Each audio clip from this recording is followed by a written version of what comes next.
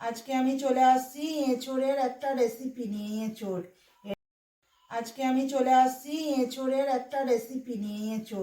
এটা হলো দেখো একদম মানে ছোট ছোট করে ফালি করে নিয়েছি আমি এঁচোড়। আর এঁচোড়টা আমি এইভাবে আধখানা করে নিচ্ছি।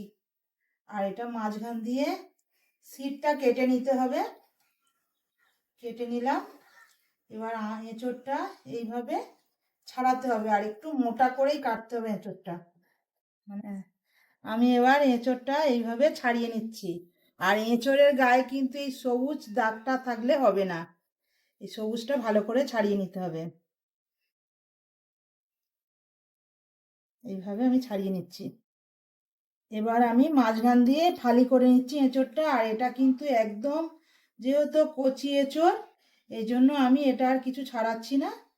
এইভাবে আমি পিস করে নিচ্ছি ছোট ছোট করে। আর পিস করে কিন্তু এটা জলে রাখতে হবে, নাহলে কিন্তু কালো হয়ে যাবে। এই জন্য আমি এইভাবে পিস করে নিচ্ছি ছোট ছোট করে। এবার আমার এটা কাটা হয়ে গেছে এঁচোড়টা। এইভাবে ছোট ছোট করে পিস করে আমি কিন্তু কেটে নিলাম। কেটে নিয়ে আমি পুরো জলে এরকম ভাবে ডুবিয়ে নিয়েছি। আর জলে না ডোবালে কিন্তু এটা কালো হয়ে যাবে। তা আমি এরকম ভাবে একটু নাড়িয়ে নিচ্ছি।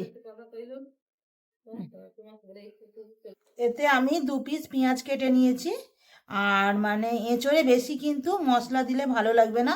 2 পিস পেঁয়াজ আর মানে একটা যেটা রসুন পুরো আমি ছাড়িয়ে নিয়েছি। আর এতে আমি আদা দিয়ে দিয়েছি দুটো মানে এতটুকুনি আদা আমি দিয়ে দিয়েছি 1 গাঁটের মতো। আর এতে আমি আরও কিছু দিয়ে নেবো, কিছু দেবো বলতে এতে আমি দেবো 2 চামচ গুঁড়ো লঙ্কা গুঁড়ো।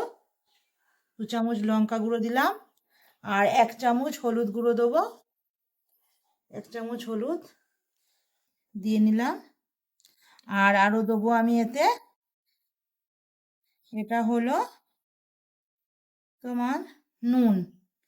1 চামচ নুনে কিন্তু হবে না, আমি আরও হাফ চামচ নুন দিয়ে নিলাম। এবার আমি চলে এলাম রান্নাঘরে যেটা আমি এঁচোড়টা পুরো একদম কেটে রেখেছিলাম, ওটা আমি একটা গামলার মধ্যে জল দিয়ে আমি সেদ্ধ করে নেব। আর জলটা কিন্তু মানে পুরো এইভাবে দিয়ে দিলাম জলটা। দেওয়ার পরে এতে দিয়ে দিতে হবে নুন। এবার আমি এতে দিয়ে দিচ্ছি নুন। নুন হলো 1 চামচ নুন দিয়ে দিলাম। নুন দিয়ে এটা সেদ্ধ করতে হবে। আর নাহলে কিন্তু একটা কষ ভাব থেকে যায়, এই জন্য নুনটা দিয়ে ভালো করে কষটা বার করে নিতে হবে সেদ্ধ করে। আমি এইভাবে নাড়িয়ে দিলাম একটু নুনটা দিয়ে। এবার আমার এটা একটু নাড়িয়ে নিয়েছি। এঁচোড়টা মানে একটু দেখে নিচ্ছি যে সেদ্ধটা কিরকম হয়েছে, একটু হালকা সেদ্ধ হয়ে গেছে।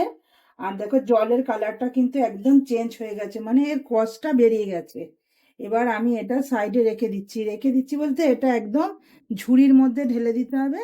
ঢেলে দিলে পুরো জলটা একদম ঝরে যাবে। আর আমি কড়াটা বসিয়ে নিলাম। 200 গ্রাম চিংড়ি মাছ নিয়ে নিয়েছি আমি। এবার চিংড়ি মাছের জন্য আমি চিংড়ি মাছটা ভেজে নেব। তাতে আমি তেলের ওপর একটু নুন দিয়ে নিচ্ছি। চিংড়ি মাছটা একটু ভেজে নিতে হবে।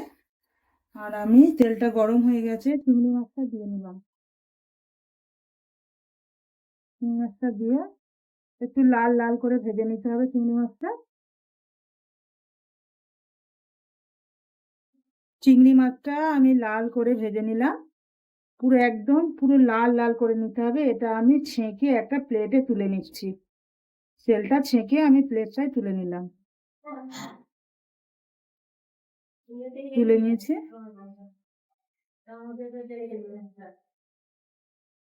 এবার আমি তেলটা তো গরম হয়ে গেছে, এতে দিয়ে দিচ্ছি আমি 1 পিস তেজপাতা। তেজপাতা কিন্তু তোমার দিতেই হবে এটাতে। তারপরে আমি দিয়ে দিচ্ছি এটা হলো ডালচিনি, আমি 4-5 পিস কেটে রেখেছি ছোট ছোট করে, ডালচিনি দিয়ে দিচ্ছি। এটা দিচ্ছি লবঙ্গ, এই এলাচ, আর এটা দিচ্ছি লবঙ্গ। এবার আমি তার ওপরে দিয়ে দিচ্ছি পেঁয়াজ কুচিটা। পেঁয়াজ কুচিটা দিয়ে নেবো। ডাইরেক্ট আমি পেঁয়াজটা দিয়ে দিলাম তেলের ওপরে। এইভাবে পেঁয়াজটা দিয়ে নিলাম। পেঁয়াজটা দিয়ে এরকম ভাবে নেড়ে নিতে হবে একটু ভালো করে। আর গ্যাসটা লো রাখলে হবে না, গ্যাসটা কিন্তু জোরেই রাখতে হবে। পেঁয়াজটা ভালো করে লাল করে নিতে হবে একটু।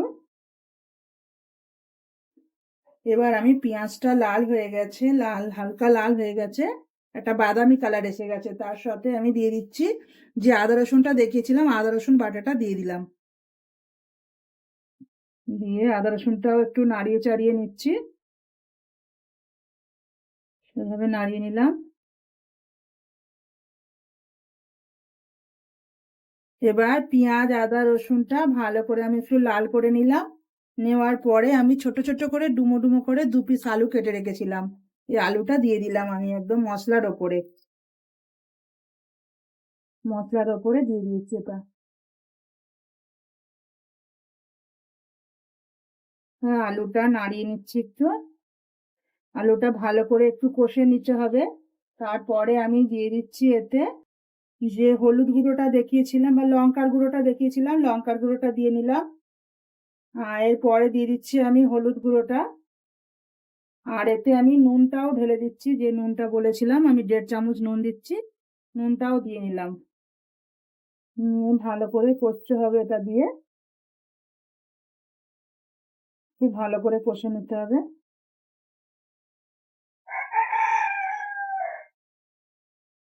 খুব ভালো করে কষে নিলাম একটু। এবার পুরো মশলাটা প্রায় কষা হয়ে গেছে। এবার আমি দিয়ে দিচ্ছি যে এঁচোড়টা সেদ্ধ করে রেখেছিলাম, ওই এঁচোড়টা আমি এর মধ্যে দিয়ে দিলাম, ঢেলে দিলাম। আর দিয়ে এবার নাড়িয়ে নিচ্ছি আমি একটু, এইভাবে নাড়িয়ে নিতে হবে। এটাও যেন এঁচোড়টাও যেন এর সাথে মশলার সাথে লাল হয়ে যায়। আমি আবার নাড়িয়ে চাড়িয়ে নিচ্ছি একটু। আর এতে দিয়ে দিতে হবে এবার টমেটো। আর টমেটোটা আমি এতে 3 পিস টমেটো কেটে রেখেছি, একদম বড় বড় সাইজের 3টে টমেটো, টমেটোটা দিয়ে দিলাম। দিয়ে টমেটোটা একটু নাড়িয়ে দিচ্ছি, এইভাবে নাড়িয়ে নিলাম। এবার আবার ভালো করে কষিয়ে নিতে হবে এটা। ভালো করে কষে নিচ্ছি টমেটোটা দেওয়ার পরে, খুব ভালো করে কষতে হবে। আর যদি মনে হয় যে একটু তলায় লেগে যাচ্ছে, একটু সামান্য জল দিলেও অসুবিধে নেই। আমি একটু সামান্য জল দিয়ে নিচ্ছি এতে, তাহলে কষতে জিনিসটা ভালো লাগবে, নাহলে কিন্তু তলায় পুড়ে যাবে মশলাটা। আমি এইভাবে কষিয়ে নিচ্ছি, একটু জল দিয়ে কষলে খুব ভালো হবে।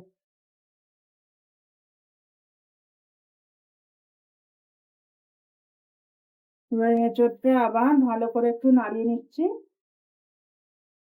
খুব ভালো করে নাড়তে হবে। এঁচোড় কিন্তু না কষলে কিন্তু এঁচোড়ের কিন্তু একটা আঠা জাতীয় আছে, আর উপরত এর একটা গন্ধ ভাব আছে। এঁচোড় কিন্তু একদমই ভালো লাগবে না, এর জন্য এঁচোড়টা কিন্তু ভালো করে কষাতে হবে। কষিয়ে নিলাম। এবার যতটা পরিমাণ জল লাগবে ততটাই দিতে হবে। আমি জল দিয়ে নিলাম এটায়।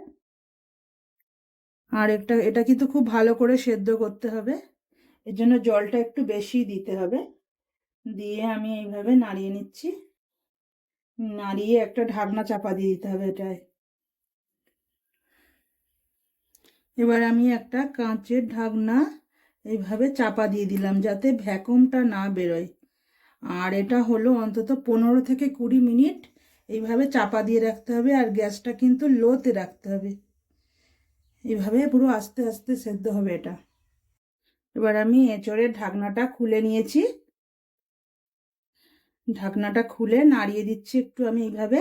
আর প্রায় আমার এঁচড়টা প্রায় সেদ্ধ হয়ে এসেছে, দেখে নেওয়া যাক। এঁচড়টা কিভাবে একদম একদম নরম তুলতুলে হয়ে গেছে এঁচড়টা, একদম নরম হয়ে গেছে, এটা গালে দিলেই গলে যাবে। আর তারপরে আমি যে চিংড়ি মাছটা ভেজে রেখেছিলাম, আমি চিংড়ি মাছটা এইভাবে আস্তে করে চারিদিকে ছড়িয়ে দিচ্ছি, এভাবে খুব ভালো করে ছড়িয়ে দিলাম। দিয়ে ভালো করে আমি এটা নাড়িয়ে নিচ্ছি এইভাবে।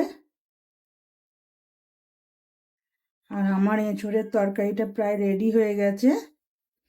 চিংড়ি মাছটা দিয়ে একটু ফুটিয়ে নিতে হবে ভালো করে। এবার এঁচোড়ের তরকারিটা পুরো রেডি, এইভাবে পুরো একদম ঘন ঘন হয়ে গেছে আর থোক থোক হয়ে গেছে। এঁচোড়টা এইভাবে একটু ভেঙে দিতে হবে। আর দেখো কেমন লাগলো ভিডিওটা, কমেন্ট করবে, হ্যাঁ। একদম রেডি এঁচোড়ের তরকারিটা। এবার আমার তরকারিটা ফাইনালি রেডি। আর আমি পরিবেশনের জন্য আমি একটা থালায় আমি কিছুটা তরকারি ঢেলে নিচ্ছি এইভাবে। আর আমার ভিডিওটা কেমন লাগলো বন্ধুরা কমেন্ট করবে, একটা লাইক একটা শেয়ার করে দেবেন, আমার সঙ্গে থাকবে, সাথে থাকবে। আশা করি আরও ভিডিওর সাথে সাথে আরও নতুন নতুন ভিডিও দেব। কেমন লাগছে দেখো বন্ধুরা, কমেন্ট করবে।